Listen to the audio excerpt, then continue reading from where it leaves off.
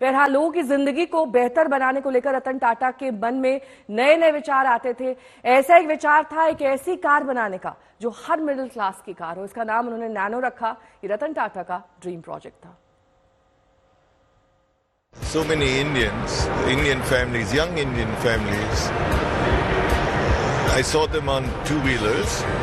The father sitting on a scooter, his son standing in front of him, his wife behind him with the baby in her arms. And on slippery roads when there's rain or in the night, I asked myself, this is a very dangerous way for a family to travel. So can we give that family a safe form of transport where they can be protected from the rain, where they would be safer in the night? And that's what started me on the thought, a new small 1 lakh car. So many Indian families, young Indian families, I saw them on two-wheelers. The father sitting on a scooter, his son standing in front of him, his wife behind him with the baby in her arms. And on slippery roads when there's rain or in the night, I asked myself, this is a very dangerous way for a family to travel. So can we give that family a safe form of transport where they can be protected from the rain, where they would be safer in the night? And that's what started me on the thought, a new small 1 lakh car. तो महाराष्ट्र में एक दिन के राष्ट्रीय शोक का ऐलान किया गया था, राजकीय शोक का ऐलान किया गया है। एकनाथ शिंदे और फडणवीस क्या कुछ कह रहे हैं, सुनिए। एक अनमोल रत्न कहते हैं, वो रहा नहीं। ये भारत का कोहिनूर, हरपला भारत का कोहिनूर रहा नहीं,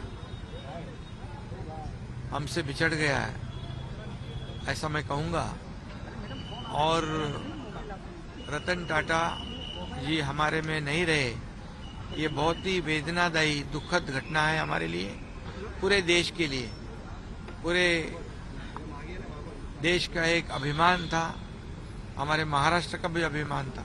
टाटा जी ये एक बहुत ही सफल उद्योगपति तो थे ही, लेकिन उससे भी बड़े व्यक्ति के रूप में हम उनको देखते हैं, क्योंकि जिस प्रकार से उन्होंने देश के लिए और समाज के लिए काम किया है, उन्होंने केवल सफल उद्योग नहीं खड़े किए, एक विश्वासार्हता खड़ी की, एक ऐसा ब्रांड खड़ा किया जिसने हमारे देश को एक ग्लोबल इमेज दी, और उसके साथ साथ अपनी संपत्ति को टाटा ट्रस्ट में विलीन करते हुए उन्होंने इस विश्वस्त व्यवस्था से, ट्रस्ट से जिस प्रकार के फिलेंथ्रोपिक काम उन्होंने किए हैं, चाहे वो शिक्षा के क्षेत्र में हो, चिकित्सा के क्षेत्र में हो, रिसर्च के क्षेत्र में हो, बुनियादी क्षेत्र में हो, समाज और देश के उपयोगी जो कार्य उन्होंने टाटा ट्रस्ट के माध्यम से किए हैं,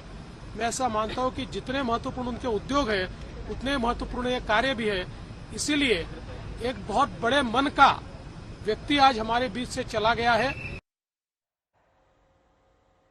देव कोटक मेरे सहयोगी इस वक्त रतन टाटा के घर के बाहर मौजूद हैं। देव कोटक, जिस तरीके से रतन टाटा ने का हमेशा से एक बहुत ही साधारण लाइफस्टाइल रहा, एक बहुत ही साधारण व्यक्ति, आज 10 बजे से अंतिम दर्शन जब उनके लोग करेंगे, किस भाव में ये पूरी श्रद्धांजलि का कार्यक्रम रखा गया है? क्योंकि जाहिर तौर पर उनकी अंतिम इच्छाओं में से एक ये भी होगा कि सब कुछ बहुत साधारण तरीके से किया जाए। जी, जैसे कि आपने कहा कि उनके साधारण तौर तरीके के बारे में मैं एक घटना और एक हिस्से के बारे में बात करना चाहूँगा। कुछ महीनों पहले एक वीडियो जो वायरल हुई थी, जैसे कि आप जानते हैं कि वो ताज होटल है मुंबई में, उसके वो मालिक है, वो वहाँ पर अक्सर सब बड़ी गाड़ियाँ देखने मिलती है, लेकिन वो जब पोर्च और लॉबी के अंदर एंटर हुए प्रवेश द्वार के थ्रू, तब वो दिखते हैं वीडियो में कि वो एक टाटा नैनो से उतरे हैं। अभी किसी ने नहीं सोचा था कि रतन टाटा जैसे इंसान जो Jaguar land rover, Jaguar range rover जैसी बड़ी गाड़ियों की कंपनी को टेक ओवर कर चुके थे, वो एक छोटी सी टाटा नैनो में आएंगे। तो उनके तौर तरीके के बारे में सभी जानते हैं। वो बॉम्बे हाउस जो जहां टाटा सन्स का मुख्यालय या हेडक्वार्टर्स है फोर्ट एरिया में मुंबई के, वहां पर भी सभी वॉचमैन और स्टाफ को उन्होंने इंस्ट्रक्ट कर रखा है कि यहाँ पर जो भी स्ट्रे जानवर या पालतू कुत्ते आते हैं रास्ते के, उनको बहुत सभी को शुक्रिया शरण तमाम जानकारी के लिए आपका।